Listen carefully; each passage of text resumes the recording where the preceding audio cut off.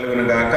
మన ప్రభువు ప్రియరక్షకుడైన యేసు ప్రభు వారు మనలను మన కుటుంబాలను సంరక్షించి తన హస్తాల చాటును భద్రపరిచి ఈ శిలువ ధ్యానాలలో 25వ దినానికి మనందరినీ నడిపించి ఆయన శ్రమానుభవాన్ని ధ్యానించే భాగ్యాన్ని మనకిచ్చినందుకే మొదటిగా తండ్రి అయిన దేవుని కృతజ్ఞతాస్తుతులు చెల్లిస్తున్నాను. ఆయన ఆత్మతోనూ సత్యంతోనూ ఆరాధించడానికి కూడి వచ్చిన మీ అందరికీ ప్రభుపేట వందనాలు. అందరికీ వందనాలు. దేవుడు మిమ్మల్ని మీ కుటుంబాలను మెండుగా దీవించి ఆశీర్వదించును గాక. 25వ దినం శిలువ ధ్యానానికి ఏర్పరచబడిన లేఖన భాగాలను మనం చదువుగా విన్నాం. పాత నిబంధన పాఠ్య భాగము ఆదికాండము 6వ అధ్యాయము 13 నుంచి 22 వరకు ఉన్న లేఖన భాగాన్ని, అలాగే సువార్త పాఠ్య భాగంగా మత్తయి సువార్త 26వ అధ్యాయం 36 నుంచి 46 వరకు ఉన్న లేఖన భాగాన్ని, అలాగే ఉత్తర పశ్చిత్ర భాగంగా యాత్ర కీర్తనగా రాయబడిన 121వ సంకీర్తన చదువుకున్నాం. ఈ లేఖన భాగాల నుంచి ఈరోజు మనము ఏర్పరచుకున్న అంశము భారభరితము, అనగా బర్డెన్ లేకపోతే భారభరితము అనే మాటను ఎలా చెప్పొచ్చునంటే మోయలేనటువంటిది, భరించలేనటువంటిది, శక్తికి మించినటువంటిది, తట్టుకోలేనటువంటిదని చెప్పొచ్చు భారభరితం అనే మాటకి. అయితే ఈ భారభరితం అనే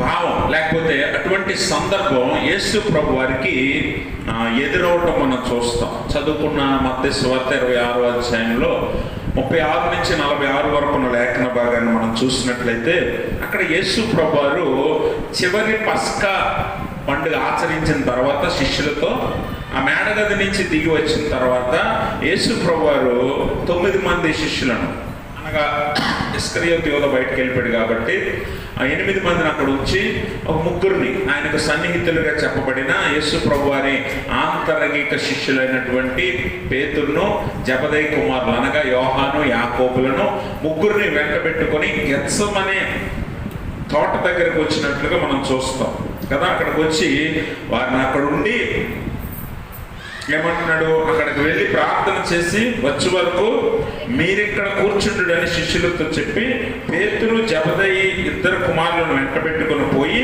దుఃఖపడుటకును చింతాక్రాంతుడగుటకును మొదలుపెట్టెను. గమనించండి, యేసు ప్రభు వారు భారభరితమైన సంఘటనలో లేకపోతే సందర్భంలో ఎందుకున్నాడు అని అంటే ఆయన శిలువ మరణం చాలా దగ్గరకు వచ్చేసింది. ఈ రాత్రే ఆయన పట్టబడతాడు. అందుకనే నిన్నటి దినాన మనం ధ్యానించాం, ఈ రాత్రి మీరందరూ నా వలన అభ్యంతర పడతారని శిష్యులతో చెప్పినట్లుగా మనం చూస్తాం. అది పస్కా విందులో చెప్పాడు. ఆ విందు అయిపోయిన తర్వాత బయటికి రాగానే శిష్యులను అక్కడ ఉంచి ఈ 3 శిష్యులను వెంట పెట్టుకుని గెత్సెమనే తోటకు వచ్చాడు. అక్కడ దేవునితో గడపాలనే ఆలోచన యేసు ప్రభు వారు చేస్తున్నారు. ఎందుకనంటే మరణం సమీపిస్తుంది. సర్వ మానవాళి యొక్క పాపాన్ని మోయటానికి, అనగా ఆయన శిలువ మరణం పొందటానికి సిద్ధపడాల్సి ఉంది. అలాంటి సందర్భంలో మానసికంగా అలాగే శారీరకంగా చాలా భావోద్వేగానికి యేసు ప్రభు వారు గురయ్యాడు.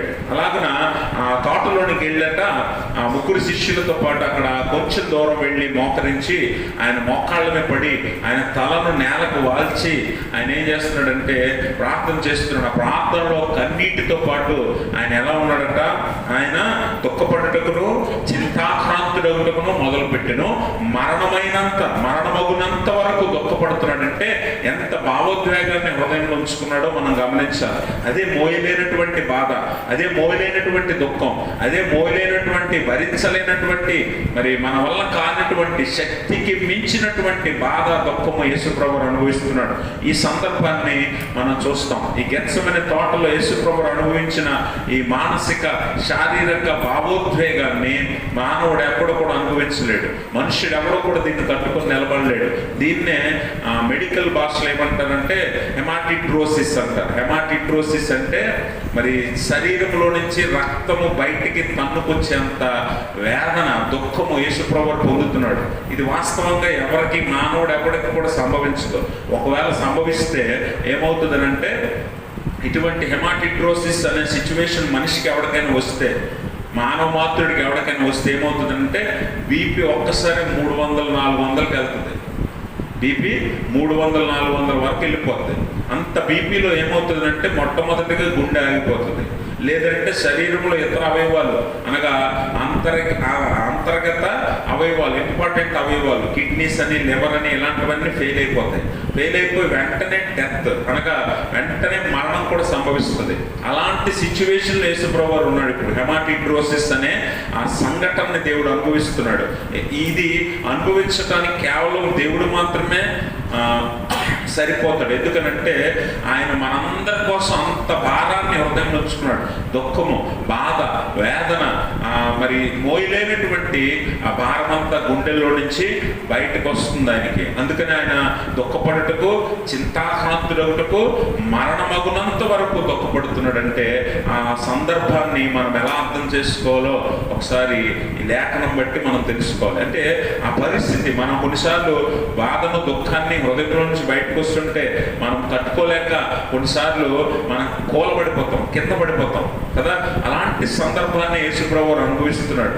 ఎందుకు ఈ సందర్భాన్ని అనుభవిస్తున్నాడు అంటే కేవలము మానవాళి కొరకు, మానవాళి పాప భారాన్ని తీసివేసి ఆయన మనందరికీ రక్షణ ఇవ్వటానికి ఈ భారాన్ని మోయవలసి వస్తుంది. కాబట్టి యేసుప్రభువు వారు ఈ సందర్భాన్ని, ఈ గెత్సెమనే తోటలో ఉన్న సందర్భాన్ని బట్టి మనకు నేర్పుతున్న పాఠం ఏంటంటే యేసుప్రభువు వారు చూసి ఈ సందర్భంలో మనం కొన్ని ఆత్మీయ పాఠాలు నేర్చుకోవాలి. ఎందుకంటే కొన్నిసార్లు మనం కూడా మానసికంగా లేకపోతే శారీరకంగా నలిగిపోయి ఉంటాం. మానసికంగా గుండె ముక్కలైపోయిన పరిస్థితులు ఉంటాయి. కొన్ని ఎదుర్కోవాల్సి ఉంటుంది అలాంటప్పుడు కదా. కుటుంబం నుంచో, స్నేహితుల నుంచో, లేకపోతే మనం నమ్మిన మనుషుల దగ్గర నుంచో ఇలాంటివి మనం ఎదుర్కోవాల్సి వచ్చినప్పుడు మన గుండె బద్దలైపోతుంది. మనం భరించలేని బాధ మనలో మొదలవుతుంది.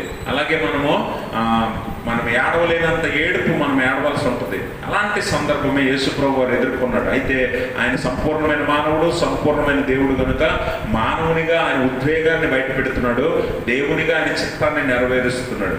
రెండు ఆయన సమానంగా జరిగిస్తూ ఉన్నాడు. కాబట్టి ఈరోజు ఈ లేఖనం ద్వారా యేసుప్రభువు వారు గెత్సెమనే తోటలో అనుభవించిన ఈ భావోద్వేగాన్ని బట్టి, ఆయన అనుభవించిన దుఃఖాన్ని బట్టి మనం నేర్చుకోవాల్సిన మొట్టమొదటి పాఠం ఏంటో తెలుసా?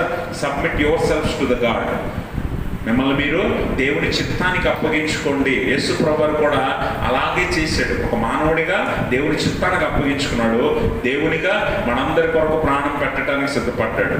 ఇది యేసుప్రభువు వారు మనకు నేర్పుతున్న పాఠం. మానవునిగా మనం దుఃఖంలో, బాధలో, గుండె పగిలిపోయే వేదనలో మనం తట్టుకోలేము. చాలాసార్లు మనం గివప్ చేస్తాం, వదిలేస్తాం, మనము విడిచిపెట్టేస్తాం. కొన్నిసార్లు చూడండి, భార్యను బట్టో, భర్తను బట్టో, పిల్లలను బట్టో కొన్నిసార్లు మనం భావోద్వేగానికి, దుఃఖానికి ఎదురైనప్పుడు మనం ఏం చేస్తామంటే బంధాన్ని వదిలేసుకుంటాం, బంధాన్ని తెంచేసుకుంటాం. కానీ యేసుప్రభువు వారు మానవాళి కోసం ఆ భారాన్ని భరిస్తున్నాడు, ఆ భారాన్ని మోసుకున్నాడు, ఆ భారాన్ని నెత్తిన వేసుకున్నాడు. కాబట్టి గమనించండి, ఇప్పుడు నేర్చుకోవాల్సిన ప్రాముఖ్యమైన విషయం ఏంటంటే యేసుప్రభువు వారు అంత దుఃఖంలో కూడా, బాధలో కూడా, మరణమగునంత దుఃఖము కలిగినా కూడా దేవుని చిత్తాన్ని దాటి ఒక్క అడుగు కూడా ముందుకు వేయలేదు. అందుకే యేసుప్రభువు వారు అక్కడ మాట్లాడుతున్నాడు. 39వ వచనం, కొంత దూరం వెళ్ళి సాగిలపడి, నా తండ్రి, సాధ్యమైతే ఈ గిన్నె నా యొద్ద నుండి తొలగిపోనిమ్ము, అయినను నా ఇష్ట ప్రకారము కాదు, నీ చిత్త ప్రకారమే. అనగా దేవునికి తనను తాను అప్పగించుకుంటున్నాడు, దేవుని చిత్తానికి తనను తాను అప్పగించుకుంటున్నాడు. ఎందుకనంటే ఆయన మానవుడిగా ఆ గిన్నె తొలగిపోతే మంచిదని కోరుకుంటున్నాడు. వాస్తవానికి మనము భరించలేని బాధ వచ్చినప్పుడు ఈ బాధ ఎప్పుడు పోతుందా అనిపిస్తుందా, అనిపించదా? మానవునిగా మనకు ఆలోచన వస్తుంది, ఈ బాధ ఎప్పుడు పోతుంది, ఈ బాధలో నుంచి ఎవడు నన్ను బయటపడేస్తాడు, ఈ బాధ ఎవడు నా దగ్గర నుంచి తొలగిస్తాడు అని చాలా ప్రయత్నం చేస్తాం మనం. కానీ మరి దేవుడు యేసుప్రభువు కూడా ఒక మానవునిగా, సంపూర్ణమైన మానవునిగా మనవలే ఆలోచించాడు. కానీ ఆ గిన్నె అంత బరువైందంటే నువ్వు నేను అనుభవించే అటువంటిది కాదు, నువ్వు నేను అనుభవించలేనిది అనమాట. మానవ మాతృడు ఎవడో కూడా సహించలేనిది, తట్టుకోలేనిది, అలాగే మోయలేనటువంటిది ఆ గిన్నె. కాబట్టి ఆ గిన్నె నీ చిత్తమైతే తొలగించు, కానీ నా ఇష్ట ప్రకారం కాదు, నీ చిత్తమే అన్నట్లుగా యేసుప్రభువు తనను తాను దేవుని చిత్తానికి అప్పగించుకోవటం మనం చూస్తాం. అందుకనే యేసుప్రభువు ఆయన రాకడకు మూల కారణమే ఇది, రాకడకి మూల కారణమే ఇది. ఆయన యేసుప్రభువు భూమి మీదకి వచ్చిన కారణమే ఏంటంట? యోహాను సువార్త 6:38 అంటాడు, నా ఇష్టాన్ని నెరవేర్చడానికి నేను రాలేదు, కానీ నన్ను పంపిన వాని చిత్తాన్ని చిత్తాన్ని నెరవేర్చుటకు నేను పరలోకం నుండి దిగి వచ్చాను అని యేసుప్రభు వారు చెప్తాడు. కాబట్టి ఆయన ఏ పని మీద వచ్చాడో ఆ గమ్యాన్ని మరువలేదు. ఎంత దుఃఖంలో, ఎంత బాధలో, ఎంత వేదనలో కూడా ఆ గమ్యాన్ని మరువలేదు. చాలా మంది ఈరోజు పరీక్షలు రాస్తున్న విద్యార్థులు మనం చూస్తాం.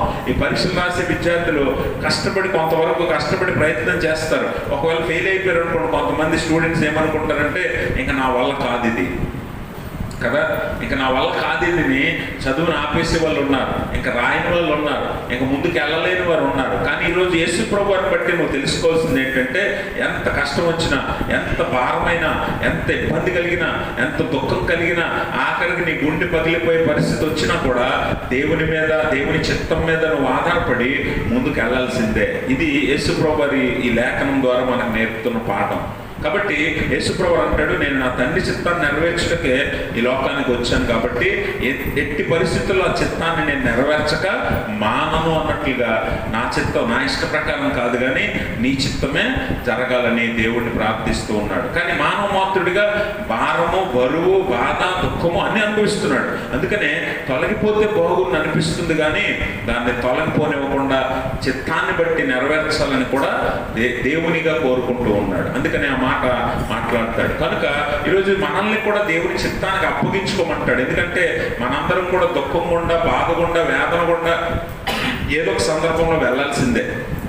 ఎందుకంటే కొన్నిసార్లు మన ప్రియులు మనల్ని విడిచి వెళ్ళినప్పుడు, లేకపోతే మనం ఇష్టపడిన వ్యక్తులు మనల్ని వదిలేసినప్పుడు, లేకపోతే మరణించినప్పుడు, ఇలాంటి సందర్భాల్లో మనం చాలా భావోద్వేగానికి గురవుతాం. ఎంతగానంటే ఇంకా నేను బ్రతకడం ఎందుకు అనిపిస్తుంది కదా, ఎంతగానంటే నీ గుండె పగిలిపోయేంతగా బాధపడతావు. అలాంటి సందర్భాల్లో మనం ఎదుర్కొన్నప్పుడు మనం యేసు ప్రభువు వారి ద్వారా నేర్చుకోవాల్సిన పాఠం ఏంటో తెలుసా?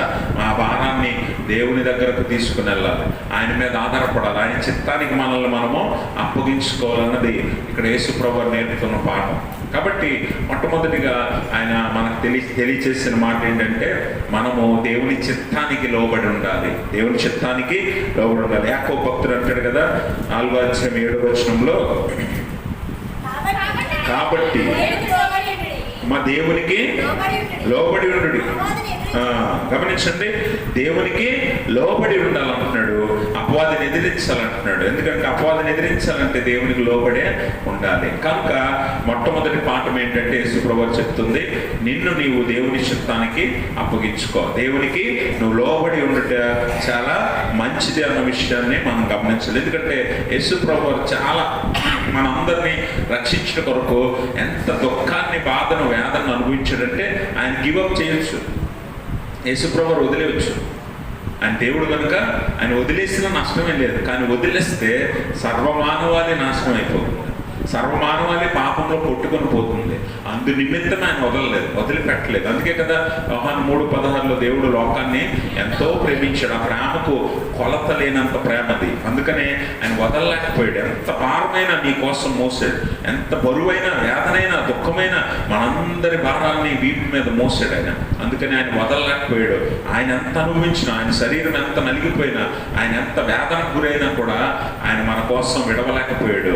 ఆ పట్టిన పట్టుని ఆయన వదలలేదు. కాబట్టి గమనించాలి, మనం కూడా దేవుని చిత్తానికి ఎప్పుడైతే అప్పగించుకుంటామో మన జీవితంలో దేవుని చిత్తం జరుగుతుంది. గమనించాలి, ఇక్కడ యేసు ప్రభువు వారి జీవితంలో దేవుని చిత్తం ఏంటి? ఆయన సిలువ మరణం పొందాలన్నదే. అదే కదా ఇక్కడ మనం గమనించాలి. వాస్తవానికి యేసు ప్రభువు వారు దేవుని ప్రార్థన చేస్తే ఆయన యేసు ప్రభువు వారిని తప్పించవచ్చు మరణం నుంచి, కానీ మరణం నుంచి తప్పించడం దేవుని చిత్తం కాదు. అందుకే యేసు ప్రభువు వారు అంటాడు, అయినా నా ఇష్ట ప్రకారం కాదు కానీ నీ చిత్త ప్రకారం. ఆయన చిత్తం ఏంటి? ఆయన చిత్తం ఏంటి? యేసు ప్రభువు వారు మనందరి కోసం ప్రాణం పెట్టడమే.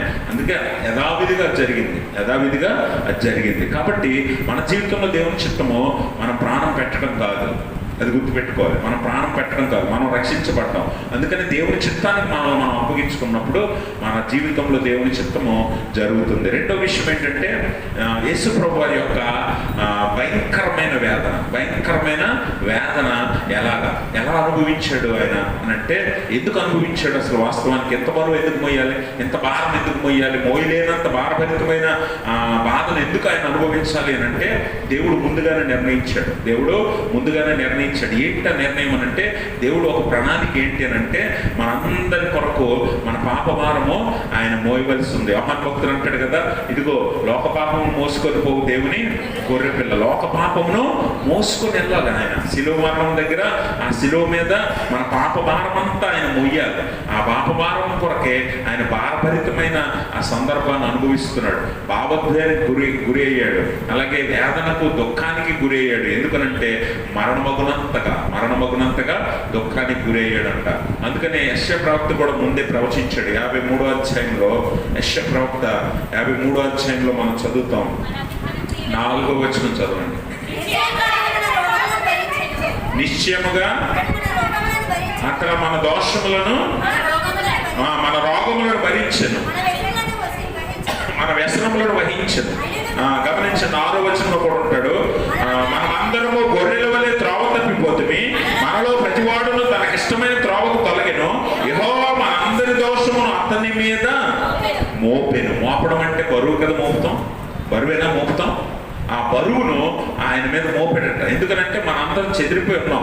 మనకు నచ్చిన త్రోవకి వెళ్ళిపోయి మనం నచ్చినట్టు పాపాలు చేసాం. మన పాపాలు లెక్కించలేనివి, మన పాపాలు తీసివేయలేనటువంటివి, మన పాపాలు క్షమించరానటువంటి పాపాలు, మానవ పాపాలు, లోక పాపాలు ఇంత భయంకరమైనవి. ఈ పాపాలన్నింటినీ ఆయన మనందరినీ ప్రేమించి ఏం చేశాడట? మన మీద మోపకుండా ఆయన మీద మోపాడట, దేవుని మీద మోపాడు. అందుకు ఆయన మోయాల్సి వచ్చిందట.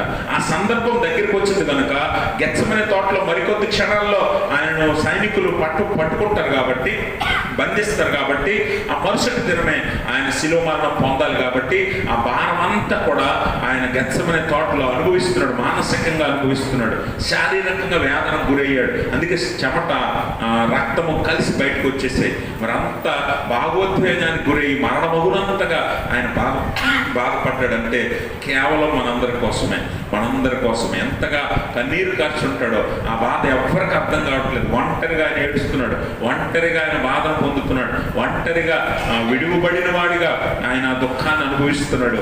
ఎవరికి చెప్పినా బాధ ఎవరికి అర్థం కాదు, అక్కడ ఎవరికి అర్థం కాదు. అలాంటి సందర్భం కూడా యేసు ప్రభువు వెళ్తున్నాడు. అందుకే వేదన గురైపోయాడు, ఒంటరి, అలాగే మానసికంగా శారీరకంగా మరి ఆ బాధను వేదనను అనుభవిస్తున్నాడు. కాబట్టి దేవుడు అంతగా మరణమగునంతగా బాధపడ్డాడంట. కాబట్టి అంత బాధను మనందరి కోసం, మన పాప భారం వలన ఆయన అనుభవిస్తున్నాడు. లేకపోతే ఆయన అనుభవించకపోతే మనము మన పాప భారాన్ని మోయాల్సి ఉంటుంది. దానివల్ల వచ్చే శిక్షను మనం అనుభవించాల్సి ఉంటుంది. అందుకనే ఆయన ఎంత బాధను అనుభవించాడంటే, ఎవడైనా నీ ముఖం మీద ఉమ్మేస్తే ఎంత బాగా వేసావు, మళ్ళీ ఇంకోసారి ఏవో అంటవా ఎంత బాగుందావు అనగలవా మనం? అందుకని ఆయన ఏం చేశాడట? ఆయన ముమ్ము వేయువానికి తన ముఖాన్ని దాచలేదట, కొట్టువానికి తన వీపును అప్పగించను అని ఉంటుంది. అంటే నీ కోసం నా కోసం ఆయన ఎలా ఉన్నాడట? మౌనమైపోయి ఉన్నాడట. బొచ్చు కత్తిరించి వాని ఎదుట గొర్రె పిల్ల మౌని ఉండినట్లు ఆయన మన కొరకు మౌనముగా ఉన్నాడట. ఎందుకో తెలుసా? మన కోసమే, ఆయన కోసం కాదు, మనందరి కోసం, మన పాప రక్షణ కోసం, పాపం నుంచి మనల్ని తప్పించి రక్షించటానికి ఆయన మౌనముగా ఈ భారమంతా, మోయలేని భారాన్ని అంతా మోస్తున్నాడు.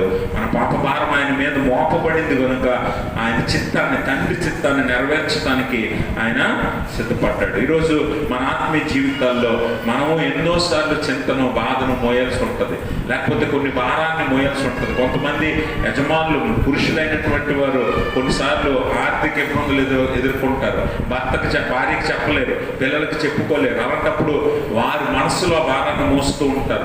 ఎలా కుటుంబాన్ని మోయాలి, ఎలా కుటుంబాన్ని ముందుకు నడిపించాలి, ఎలా పిల్లల జీవితాలను కట్టాలి అని చాలా మంది పురుషులు వేదన చెందుతుంటారు. అలాగే స్త్రీలైనటువంటి వారు, వారికి ఉండవలసిన భారం వారికి ఉంటుంది, వారు అనుభవించవలసిన బాధను వారు అనుభవిస్తూ ఉంటారు. అలాగే పిల్లలు, వారికి తగినట్లుగా వారి బాధ. అనగా ప్రతి మానవునికి ఒక చింత, ఒక బాధ, ఒక వేదన ఎదురవుతాయి ఏదో ఒక సమయంలో. అలాంటప్పుడు దేవుడు అంటున్నాడు, ఆయన మీ కొరకు చింతించుతున్నాడు, మీ చింత యావత్తు ఆయన మీద మోపండి అని దేవుని వాక్యం మొదటి పేతురు పత్రికలో పేతురు భక్తుడు ఒక చక్కని మాటను తెలియజేస్తాడు. మొదటి పేతురు పత్రిక 5వ అధ్యాయం 7వ వచనం చదువు.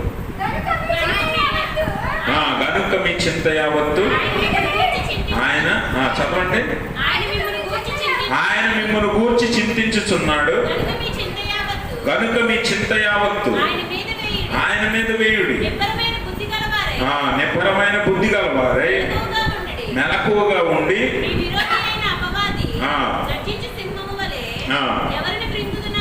ఎవరిని మింగుదునా అని గమనించారా? అందుకని మనము మన చింతని, మన భారాన్ని, మన దుఃఖాన్ని ఆయన మీద మోపొచ్చట. ఎందుకనంటే ఆయన అందు నిమిత్తం ఈ లోకానికి వచ్చాడు, మన భారాన్ని మోయటానికి వచ్చాడు, మన చింత అంతటిని తీసివేయటానికి ఆయన వచ్చాడు. లేకపోతే మన బరువు మనమే మోయాల్సి ఉంటుంది, మన భారం మనమే మోయాల్సి ఉంటుంది, మన దుఃఖాన్ని మనమే అనుభవించాల్సి ఉంటుంది. కానీ మనం ఎవరు ఆ బాధను, ఆ పాప బాధను, ఆ పాపం వల్ల వచ్చే జీతాన్ని అనుభవించకూడదని, ఆ శిక్షకు మనము పాత్రులు కాకూడదని మన భారం అంతా ఆయన మోసాడు, ఆయన అనుభవించాడు. అందుకే మీ చింత యావత్తు నా మీద వేయండి అంటున్నాడు. అలాగనే ప్రయాసపడి భారం మోసుకొంచున్న సమస్త జనులారా నా యొద్దకు రండి అంటున్నాడు. మన భారాన్ని, మన చింతను ఆయన మోయగలడు. ఆయన మోసి మన కొరకు రక్షణను సిద్ధపరిచాడు. అందుకనే ఆయన అంత బాధను అనుభవించాడంటే ప్రపంచం అంతటి పాపాన్ని ఆయన ఒక్కడే మోసాడు సిలువ మీద. అందుకని ఆ సిలువ దగ్గర అపవాది ఓడిపోయింది, ఆ సిలువ దగ్గర మన పాప బంధాలు తెగిపోయాయి, ఆ సిలువ దగ్గర మనకు విమోచన సిద్ధపరచబడింది, ఆ సిలువ దగ్గరే మనకు రక్షణ దొరుకుతుంది. కాబట్టి ఆ సిలువ మరణానికి ఆయన వెళ్ళవలసిన సమయం కాబట్టి గెత్సెమనే తోటలో ఎంత భావోద్వేగానికి ఆయన గురయ్యాడు, ఎంత దుఃఖపడ్డాడు, మరణమగునంత వరకు వేదన చెందాడు, మనందరి కొరకు ఆలోచించాడు, దేవుడి చిత్తాన్ని నెరవేర్చాలని సిద్ధపడ్డాడు, దేవుడి చిత్తానికి తను తాను అప్పగించుకున్నాడు. ఎంత దుఃఖమైన నీ కోసం, నా కోసం. అంటే కొన్నిసార్లు భార్య భర్తలు, లేకపోతే తల్లిదండ్రులు, పిల్లలు ప్రేమ ఎంత బలమైనదైనా ఉండొచ్చు, కానీ కొన్నిసార్లు ఈ భారాన్ని అనుభవించలేక కుటుంబ బంధాలను వదిలేసుకుంటాం మనం, మొయ్యలేక కదా. చాలా మంది ఈరోజు విడిపోవడానికి కారణాలు, లేకపోతే కుటుంబాన్ని వదిలేసి దూరంగా వెళ్ళిపోవడానికి కారణాలు ఏంటో తెలుసా? ఈ బరువు మొయ్యలేక చాలా మంది తప్పించుకుంటారు. ఎందుకంటే మానవుడు కొంతవరకే మోయగలడు, కానీ మన భారమంతా కూడా దేవుడు మోస్తున్నాడు, మోసాడు. అందుకే ఆయన మన చింతను, మన భారాన్ని ఆయన మీద వేయమని మనకి హామీ ఇస్తూ ఉన్నాడు. అలాగే మూడో విషయం ఏంటంటే మనం గమనించాలి, ఆయన ఈ భారం మోయటానికి గల కారణం మరి 22వ కీర్తన 14వ వచనంలో మనం చదువుతాం యేసు ప్రభువు వారి గురించి. ఎలాగంటండి? నేను నీళ్ల వలె పారబోయబడితిని, నా ఎముకలు స్నానము తప్పిపోయాయి, నా హృదయము మైనము వలె కరిగిపోతుంది. అంటే ఒక మనిషి ఎంతగా దారపోయబడతాడా అన్న విషయాన్ని యేసు ప్రభువు వారి మరణం మనకు తెలియజేస్తుంది. మానవుల కోసం, మనందరి కోసం ఆయన ఎలాగా మరణాన్ని అనుభవిస్తున్నాడంట, బాధను అనుభవిస్తున్నాడంట అంటే ఆయన ప్రాణము నీళ్ల వలె. మీరు ఎప్పుడైనా చూస్తారా? నీళ్ళు ఇలా బయటకి ఇస్తాం కదా మనం, గిన్నెలో నుంచో మన వాటర్ బాటిల్ నుంచి ఇలా బయట ఒప్పేసి నీళ్లు మళ్ళీ తేగలమా? అంటే ఆయన అలా దారపోయబడుతున్నాడట, ఆయన ప్రాణం అలా దారపోయబడుతుందట, ఎముకలన్నీ గతి తప్పిపోయాట. అంటే శరీరంలో పట్టు లేదు, శరీరంలో పటుత్వం లేదంట, నిలబడటానికి కానీ అలా పట్టుకోవటానికి కానీ ఏ బలము లేనటువంటి స్థితికి ఆయన పడిపోయాడట. అలాగే హృదయం అయితే మైనం వలె కరిగిపోతుందట. మైనము అనగా కొవ్వొత్తి ఎలా కరిగిపోద్దో అలా కరిగిపోతుందట ఆయన హృదయం. అంటే ఎంతగా దారపోసాడు మానవుల కోసం ప్రాణము మనం ఇక్కడ అర్థం చేసుకోవాలంటే ఎంత దుఃఖమో చూడండి, ఎంత దుఃఖమో. మీరు ఎప్పుడైనా గమనించారా? ఈ యాక్సిడెంట్స్ అయినప్పుడు, లేకపోతే అగ్ని ప్రమాదాలు జరిగినప్పుడు, మనం ఒళ్ళు కాలుతున్నప్పుడు ఆ బాధ ఎలా ఉంటుందో చాలా మందికి తెలిసే ఉంటుంది. ఆ బాధ కంటే 100 రెట్లు బాధ ఆయన అనుభవిస్తున్నాడు ఇప్పుడు ఈ గెత్సెమనే తోటలో. అంటే దారపోస్తున్నాడు, అంటే తనకు తెలిసి ఆయనే ఇష్టపూర్వకంగా తన ప్రాణాన్ని పెడుతున్నాడంటే ఎంత భయంకరమైన దుఃఖము గుండా, బాధ గుండా ఆయన వెళ్తున్నాడో ఒకసారి ఆలోచన చేయి. ఎవరి కోసం అనంటే నీ కోసమే అన్న విషయాన్ని నువ్వు గుర్తుపెట్టుకుంటే ఏ రోజు ఆయన చిత్తాన్ని దాటి నువ్వు బయటకు వెళ్ళవు, ఏ రోజు ఆయన చిత్తాన్ని దాటి నువ్వు బయటకు వెళ్ళవు. కాబట్టి ఆయన బాధను జ్ఞాపకం చేసుకో. సిలువ యొద్ద ఆయన పడిన బాధ, మరణ బాధను నువ్వు ఒకసారి జ్ఞాపకం చేసుకుంటే నీకు అర్థమవుతుంది నీ కోసం ఎంత త్యాగం చేసిన దేవుడిను నువ్వు ఎన్నడూ కూడా విడిచిపెట్టవు, ఎన్నడూ కూడా వదిలి వెళ్ళవు. కాబట్టి మూడవది ఏమంటాడంటే ఆయన మనకి శిష్యులైనటువంటి వారితో పాటు మనకు నేర్పే పాఠం ఏంటంటే వాచ్ అండ్ ప్రే, అనగా మీరు మెలకువ కలిగి ప్రార్థన చేయండి. మెలకువ కలిగి ప్రార్థన ఎందుకు చేయమన్నాడనంటే శారీరకంగా లేకపోతే మానసికంగా, ఆత్మీయంగా మనం ఏమవుతుంటామంటే కొన్నిసార్లు అపవాది శోధనలో పడిపోతుంటాం. శోధన జయించడానికి మన దగ్గర ఉన్న ఒకే ఒక ఆయుధము ప్రార్థన. ప్రార్థన లేకుండా శోధన జయించలేము. అయితే ఇక్కడ ఒకే సందర్భంలో శిష్యులతో పాటు యేసు ప్రభువారు కూడా శోధించబడుతూ ఉన్నాడు. యేసు ప్రభువారు ఎందుకు ప్రార్థన చేయడం, మెలకువ కలిగి ప్రార్థన చేయండి, సిద్ధపాటు కలిగి ఉండండి అని ఎందుకు అంటున్నాడంటే, యేసు ప్రభువారు శిలువ మరణానికి సమీపిస్తున్న కొలది ఆయన మీద అపవాది తంత్రాలు అధికమైపోయాయి. అంతగానంటే ఆయన్ను ఆత్మీయంగా ఏమీ చేయలేని అపవాది శారీరకంగా ఆయన్ను శోధిస్తున్నాడు. శారీరకంగా ఎలాగనంటే, ఇదిగో ఈ గిన్నెను ఇక్కడి నుంచి తీసేయి, మరణాన్ని నువ్వు తప్పించుకో, లేకపోతే ఈ బాధను నువ్వు తట్టుకోలేవు, ఈ బాధను నువ్వు భరించలేవు, కాబట్టి మరణం నువ్వు వదిలేస్తే, మరణాన్ని నువ్వు తప్పించుకుంటే నువ్వు సంతోషిస్తావు, లేకపోతే నువ్వు ఆ మరణం నుంచి దాటి వెళ్ళిపోతే బాగుంటుంది అన్నట్లుగా యేసు ప్రభువారిని శారీరకంగా బాధిస్తున్నాడు, శారీరకంగా శోధిస్తున్నాడు. ఆ శోధన జయించడానికి యేసు ప్రభువారు ముమ్మారు ప్రార్థన చేశాడు. మొదటిసారి ఏమన్నాడు చూడండి, ఆయనను నా ఇష్ట ప్రకారము, చదవండి,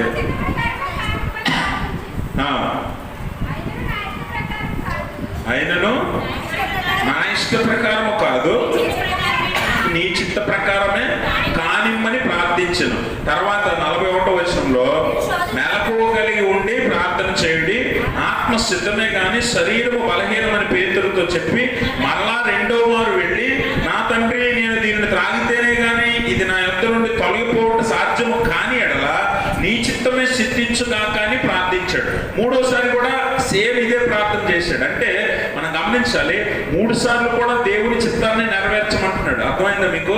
దేవుని చిత్తాన్ని నెరవేర్చమంటున్నాడు. ఎందుకంటే అపవాది శోధన ఎలా ఉందంటే, శారీరకంగా ఈ గిన్నె తీసేయాలి ఇక్కడి నుంచి, ఎందుకంటే శారీరకంగా తట్టుకోలేకపోతున్నాడు. శారీరకంగా మనం కూడా కొన్నిసార్లు తట్టుకోలేనప్పుడు శోధనలో పడిపోతాం కదా. అందుకే అక్కడ కిందే శిష్యులు ఏం చేస్తున్నారు, శారీరక శోధనలో పడిపోయారు. ఆల్రెడీ శారీరక శోధనలో పడిపోయి ఉన్నారు వాళ్ళు. అందుకనే వారు ఎలా ఉన్నారట, నిద్రపోతూ ఉన్నారు. 3 సార్లు యేసుప్రభు వెళ్ళి చూసినా 3 సార్లు నిద్రపోతున్నారు. అందుకని యేసుప్రభు అంటున్నాడు, ఆత్మ సిద్ధమే కానీ శరీరం బలహీనము. ఎందుకంటే ఆత్మ బలంగా ఉన్నప్పుడు శరీరము అపవాది చేతికి చిక్కుతుంది, అపవాది శారీరకంగా మనల్ని శోధిస్తాడు. అందుకనే వారు ఆత్మ సిద్ధమే. ఎందుకంటే శిష్యులు కూడా ప్రార్థన చేద్దామని వెళ్ళారు అక్కడికి. యేసుప్రభు కూడా ప్రార్థనలో సహకారం కోసమే వారిని తీసుకుని వెళ్ళాడు. అయినా సరే వారు ప్రార్థన చేయలేకపోతున్నారంటే వారు ఆత్మ సిద్ధమే కానీ శరీరం సహకరించట్లేదు. ఇక్కడ యేసుప్రభు వారు శారీరకంగా శోధించబడుతున్నాడు. ఆ శోధన గెలవటానికి ఆయన ప్రార్థన చేస్తున్నాడు. వీళ్ళు చేయలేకపోయారు శిష్యులు. అందుకని యేసుప్రభు వారు వచ్చి ఏమంటాడు, మెలకువ కలిగి ప్రార్థన చేయండి, మీరు కూడా శారీరక శోధన జయించలాగిన మెలకువ కలిగి ప్రార్థన చేయండి అని వారికి చెప్తూ ఉన్నాడు. ఈరోజు మన జీవితాల్లో కూడా ఆత్మీయంగా మనకు చాలా ఆశలు ఉంటాయి, ఆత్మీయంగా మనకు చాలా కోరికలు ఉంటాయి, దేవుడి చిత్తాన్ని నెరవేర్చాలనే ప్రయాసం ఉంటుంది, కానీ శరీరం సహకరించదు. శారీరకంగా శోధనలో పడిపోతాం. అందుకే శరీరము బలహీనంగా ఉంటుంది. ఇప్పుడు 2 గంటలైన వాక్యం వినాలనిపిస్తుంది, కానీ కొంతమంది పడుకుని పోతున్నారు. చూసారా? వెనక్కి తిరిగి చూడండి, పక్కకి వెనక్కి తిరిగి చూస్తే తెలుస్తుంది కొంతమంది ఎందుకు పడుకుని పోతున్నారు. శరీరం బలహీనం, అవునా కాదా? ఆత్మలో వాక్యం వినాలనే ఇక్కడ వచ్చావు. ఇక్కడికి దేనికి వచ్చావు? వాక్యం వినాలనే వచ్చాం, కానీ శరీరం సహకరించట్లా, అందుకే పడుకుంటుపోతున్నాం. అవునా కదా? ఆత్మలో ఆశ ఉంది వాక్యం వినాలని, కానీ శరీరం సహకరించట్లేదు. అందుకని మెలకువ కలిగి ప్రార్థన చేయండి. ఎందుకంటే అపవాది ఏదో ఒక రకంగా శోధిస్తాడు. యేసుప్రభు అక్కడ తోటలో శోధిస్తున్నాడు, ఇక్కడ బయట ఏమో శిష్యులను శారీరకంగా శోధించాడు. అందుకే వారు పడుకుంటుపోయారు. అందుకనే మెలకువ కలిగి ప్రార్థన చేయండి. రక్షణ వస్త్రాన్ని ధరించుకొని సిద్ధపాటు కలిగి ఉండకపోతే దేవుడు మరి కొన్నిసార్లు మనం విడిచిపెట్టే ప్రమాదం ఉంది, అపవాది మనం పట్టుకునే ప్రమాదం ఉంది. అందుకనే ప్రకటన గ్రంథంలో ఒక మాట అంటాడు, 16వ అధ్యాయము, ప్రకటన గ్రంథం 16వ అధ్యాయము 15వ వచనం ఒకసారి చదువుతూ, హెబ్రీ భాషలో అర్మగిద్దోనను చోటికి వారిని పోగు చేశాడు. ఇదిగో నేను దొంగ వలె వచ్చుచున్నాను, తాను దిగంబరుడుగా సంచరించుచున్నందున జనులు తన దిశములను చూతురేమో అని మెలకువగా ఉండి తన వస్త్రము కాపాడుకొనవాడు ధన్యుడు. రక్షణ వస్త్రాన్ని కాపాడుకోవాలి. ఎందుకంటే ఆ రక్షణ వస్త్రం లేకపోతే మనం దిగంబరులమై ఉంటాం. ఆనాడు దేవుడిచ్చిన రక్షణ వస్త్రాన్ని ఆదాము అవ్వలు ఎప్పుడు పోగొట్టేసుకున్నారు? శోధనలో పడి పాపం చేశాక దిశములతో నిలబడ్డారు, దిగంబరులై నిలబడ్డారు. అలాగే ఎవడు నిలవకూడదని ఎవడైతే మెలకు కలిగి తన వస్త్రాన్ని కాపాడుకుంటాడో వాడు ధన్యుడు అని దేవుడు తెలియచేస్తున్నాడు యోహాను దర్శనంలో. కాబట్టి మనకిచ్చిన రక్షణ వస్త్రాన్ని ఎల్లప్పుడూ కాపాడుకున్నట్లు మెలకు కలిగి ప్రార్థన చేయండి అని దేవుడు చెప్తూ ఉన్నాడు. ఒకవేళ మనం ఏమరపాటుతో ఉన్నా, మత్తులో ఉన్నా, లేకపోతే శారీరక ఇహలోక సంబంధమైన బలహీనతల్లో ఉన్న మన రక్షణ వస్త్రాన్ని దొంగిలిస్తాడు అపవాది. అందుకనే ఎవరిని మింగుతున్నా అని వాడు తిరుగుతున్నాడట. అలాంటప్పుడు మనం ఏం చేయాలట?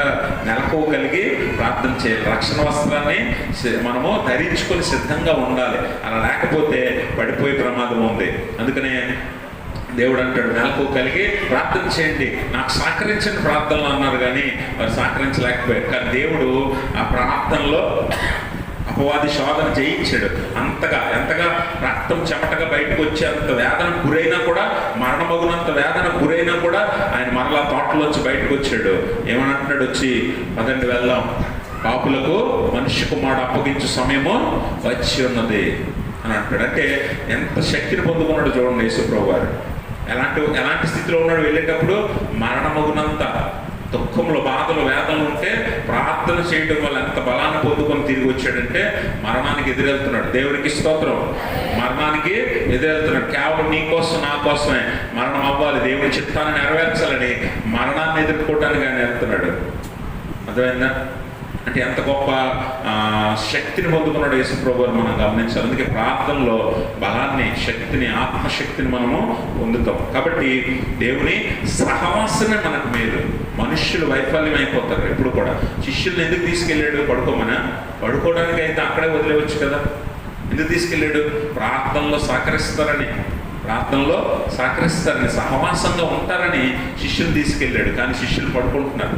అందుకే దేవుని సహవాసం ఎప్పుడు కూడా విఫలం అవ్వదు, మనుష్యుల సహవాసం విఫలం అయిపోదు. ఇలాంటి దుఃఖం, బాధ ఎదురైనప్పుడు మనం ఏమనుకుంటామంటే ఎవరికైనా చెప్పుకుంటే బాగుంటుంది, మన బాధ తగ్గిపోద్ది అనుకుంటాం. ఎవరికి చెప్పుకున్నా నీ బాధ తగ్గదు. అందుకనే యేసుప్రభువు వారు ఎవరితో చెప్తున్నాడు? పేతురు, యోహాను, యాకోబులకు చెప్పల తన బాధ ఏంటో, తన దుఃఖం ఏంటో, ఎదుర్కోబోయే పరిస్థితి ఏంటని చెప్పల. ఎవరికి చెప్తున్నాడు? దేవునికి చెప్తున్నాడు. ప్రభువా, ఈ చిత్తమైతే ఈ గిన్నె నా ఎదురు తొలగించు, అయినను నా ఇష్ట ప్రకారం కాదు, నీ చిత్తమే జరగాలి. ఒకవేళ గిన్నెలోని నేను తాగకుండా ఇది నా ఎదురు నుండి తీసివేయబడదు అని అలా అయితే, తీసివేయబడకపోతే తప్పక నీ చిత్తాన్ని సిద్ధించు అని దేవుణ్ణి ప్రార్థిస్తున్నాడు. దేవుని సహవాసం ఎప్పుడు కూడా మనం బలపరుస్తుంది. దేవుని చిత్తము ఖచ్చితంగా నెరవేరుతుంది మన జీవితంలో. యేసుప్రభువు వారి జీవితంలో దేవుని చిత్తం ఏంటంటే మానవాళి కొరకు ప్రాణం పెట్టడమే. అందుకని పెట్టడానికి వచ్చాడు. అదే జరిగింది ఈ లోకంలో. అదే శిలువ మరణం ద్వారా ఆయన జరిగించి చూపించాడు. కాబట్టి దేవుని సహవాసమే మనకి చాలా శక్తిని, బలాన్ని ఇస్తుంది. దేవుని చిత్తాన్ని మన జీవితంలో జరిగేలా చేస్తుందన్న విషయాన్ని మనం గమనించాలి. అక్కడ ఒంటరి అయిపోయాడు. శిష్యులు ఉన్నారు కానీ ఆయనకు దగ్గరగా లేరు. ఆయన బాధను, దుఃఖాన్ని అర్థం చేసుకునేవాడు ఎవడు లేడు అక్కడ. ఆయన యేసుప్రభువు వారు దేవుని సహవాసాన్ని కోరుతున్నాడు. అందుకే 34వ కీర్తన 18వ వచనం అంటాడు, విరిగి నలిగిన హృదయాలకు దేవుడు యెహోవా ఆసనుడు, చాలా సమీపంగా ఉంటాడు దేవుడు. అలాంటి వారి బాధను, దుఃఖాన్ని, మనలాంటి వారి బాధను, దుఃఖాన్ని ఆయన అర్థం చేసుకుంటాడు. ఇది యేసుప్రభువు వారు మనకి చేసి చూపించాడు. మళ్ళా నలిగిపోయిన వారికి, విరిగి నలిగిన వారికి, హృదయం అంతా పగిలిపోయిన వారికి, గాయాల పాలైన వారికి, బాధ, వేదన, దుఃఖం అనుభవిస్తున్న వారికి, ఎవరికి చెప్పుకోవాలో తెలియని పరిస్థితిలో ఉన్న వారికి చాలా సమీపంగా దేవుడు ఉంటాడట. మరి అలాగా యేసుప్రభువు వారు దేవుని సహవాసాన్ని అనుభవించి రెండింతల శక్తి చేత లేచి నిలబడి మళ్ళీ బయటకు వచ్చాడు తోటలో నుంచి. కాబట్టి గమనించాలి. ఆ చివరి అంటాడు కప్పు అప్రార్థ అంటే ఈ గిన్నె ఏ గిన్నెట? ఇది తీర్పు గిన్నె, శిక్ష గిన్నె. ఈ గిన్నెలో ఏముందట? శిక్ష ఉంది. ఏ శిక్ష? మానవాళి పొందవలసిన శిక్ష, మానవాళి పాపం వలన పొందవలసిన శిక్ష, మానవాళి మీదకి రావాల్సిన శిక్ష, తీర్పు ఈ గిన్నెలో ఉంది. ఈ గిన్నె ఇప్పుడు యేసుప్రభువు వారు తీసుకోవాలి. ఎందుకంటే మనందరి పాపంను రూపుమాపటానికి, మనందరినీ రక్షించడానికి ఆ గిన్నెను ఆయన తీసుకోవాల్సి ఉంది. ఆ గిన్నె ఎంత భయంకరమైందంటే, మరి ఇర్మియా గ్రంథంలో ఒక మాట ప్రవచించాడు దేవుడు ముందుగానే. ఇర్మియా గ్రంథము 25వ అధ్యాయము 15వ వచనం చూద్దాం. అమ్మా, ఇశ్రాయేలీయుల దేవుడైన యెహోవా నాకు ఎలాగూ సెలవిచ్చెను. అమ్మా, నా చేతిలో నుండి తీసుకొని ఈ నీవు ఈ క్రోధపు మధ్యపాత్రను నా చేతిలో నుండి తీసుకొని నేను నిన్ను పంపుచున్న జనములన్నిటికీ దాన్ని త్రాగింపు. వారు దాన్ని త్రాగి సొక్కి సోల్చు నేను వారి మీదకి పంపుచున్న కక్కమును బట్టి వెర్రివాడు. అంటే ఈ క్రోధపు గిన్నె అనే మాట నా ముందుగానే ప్రవచించాడు దేవుడే. వాస్తవానికి ఇది మనుషులందరి మీదకి రావాల్సిందే, మనుషులందరూ మనందరం అనుభవించాల్సింది. దేవుడు ఆ గిన్నెను మన దగ్గర నుంచి తీసుకున్నాడు. ఎందుకంటే మన నిమిత్తము ఆయన ఏమయ్యాడట, ఆయన వ్యసనక్రాంతుడయ్యాడు, ఆయన మన కోసం దుఃఖాక్రాంతుడయ్యాడు, మన రోగములను భరించాడు, మన పాపభారము యెహోవా ఆయన మీద మోపాడు. కాబట్టి ఆ గిన్నె ఆయన తాగుతున్నాడు, ఆయన అనుభవిస్తున్నాడు ఆ గిన్నెను. కాబట్టి ఆ శిక్ష మనం భరించలేనిది. యెహోవా శిక్ష చాలా భయంకరమైనది. ఆ శిక్షను మన మీదకి రాకుండా ఆయన ఎలా ఉన్నాడట, మధ్యవర్తిగా ఉండి మనల్ని తప్పించాడు. అందుకని ఆ గిన్నెను తప్పక ఆయన తాగుతానన్నాడు. ఆ చిత్తాన్ని జరిగించమన్నాడు. శిలువ మరణానికి సిద్ధపడ్డాడు. ఆయన మనందరి రక్షణార్థము మరణానికి ఎదురెళ్ళాడు. కనుక గమనించాలి, ఈ గెత్సెమనే తోటలో ఆయన అనుభవం మనకు నేర్పుతున్న పాఠం ఏంటో తెలుసా? దేవుని చిత్తానికి నిన్ను నువ్వు అప్పగించుకో. అలాగే ఎంత దుఃఖమైన బాధైనా దేవుని మీద మోపు, దేవుని మీద మోపు. అలాగే ప్రార్థన మెలకు కలిగి ప్రార్థన చేయడం మర్చిపోకు. నీ రక్షణ వస్త్రాన్ని కాపాడుకో. అలాగే చివరిగా అంటాడు, మనుషులతో సహవాసం కాదు, దేవునితో సహవాసం చేయి. దేవుని చిత్తం ఏదైనా సరే, కొన్నిసార్లు బాధ వస్తుంది, ఎదురవుతుంది, అనుభవించాలి, తప్పదు. నువ్వు అలాంటప్పుడు అనుభవించడానికి సిద్ధపడు. ఎందుకంటే అది దేవుని చిత్తమై ఉండొచ్చు, దేవుని చిత్తమై ఉండొచ్చు. నువ్వు అనుభవించాలి, తప్పదన్నప్పుడు తప్పక దాని నుంచి తప్పించుకోవడానికి ప్రయత్నం చేయకు. యేసు ప్రభువు వల్ల ఆ బాధ నుంచి ముందుకెళ్ళు. ఎందుకంటే నీకు దానికంటే బహుమానం దేవుడు సిద్ధపరిచాడు. బాధ తర్వాత నీకు మేలును దాచి ఉంచాడు, కీడు తర్వాత మేలు నీ కోసం దాచి ఉంచాడు.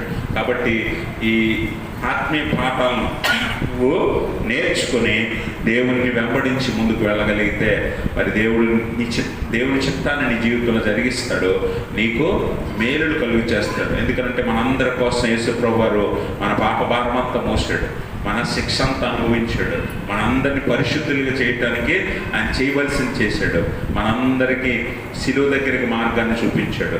ఎవడైతే ఆ శిలువను చేరుకుంటాడో, ఎవడైతే ఆయన శిలువను సమీపించి పాప భారాన్ని ఆయన మీద మోపుకుంటాడో, ఆయన చింత యావత్తును ఆయన మీద మోపుకుంటాడో, వాడు స్వతంత్రుడు అవుతాడు, రక్షించబడతాడు, పరలోకంలో స్థానాన్ని సంపాదించుకుంటాడు. కాబట్టి గమనించాలి ప్రభునందు ప్రియమైన స్నేహితులారా, అనుదినము ఆయన మన భారమును మోస్తున్నాడని కీర్తనకారుడు అంటాడు. అనుదినము ఆయన మన భారాన్ని మోస్తున్నాడని కీర్తనకారుడు అంటాడు. మీరు గమనించాలి, పాత నిబంధనలో చదువుకున్న లేఖన భాగంలో ఆదికాండం 6వ అధ్యాయము 13 నుంచి చదివితే నోవహు దినాలు కనిపిస్తాయి. నోవహు దినాల్లో భూమి అంతటా చెడిపోయిందట. చెడిపోవడం అంటే దేంతో? పాపంతో చెడిపోయింది, దుర్మార్గంతో చెడిపోయింది, అన్యాయంతో అక్రమంతో నిండిపోయిందట.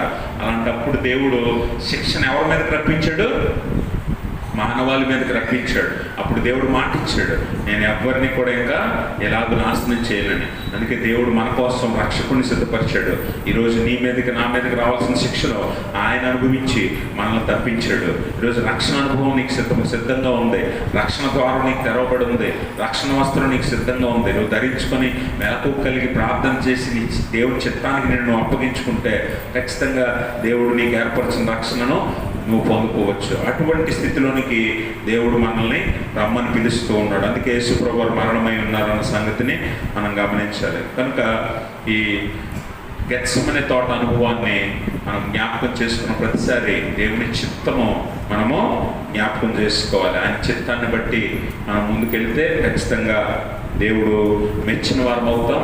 దేవుడు మనకు సిద్ధపరిచిన పరిశుద్ధ స్థలాన్ని, పరలోకాన్ని మనకి బహుమానంగా ఇస్తాడు. అట్టి స్థితి దేవుడు తన పరిశుద్ధాత్మ ద్వారా మనందరికీ దయచేయును గాక. ఆమేన్. సమస్త జ్ఞానం మించిన దేవుని సమాధానం యేసుక్రీస్తు వల్ల మీ హృదయంలో మీ తలంపులకు కావలి ఉండును గాక. ఆమేన్.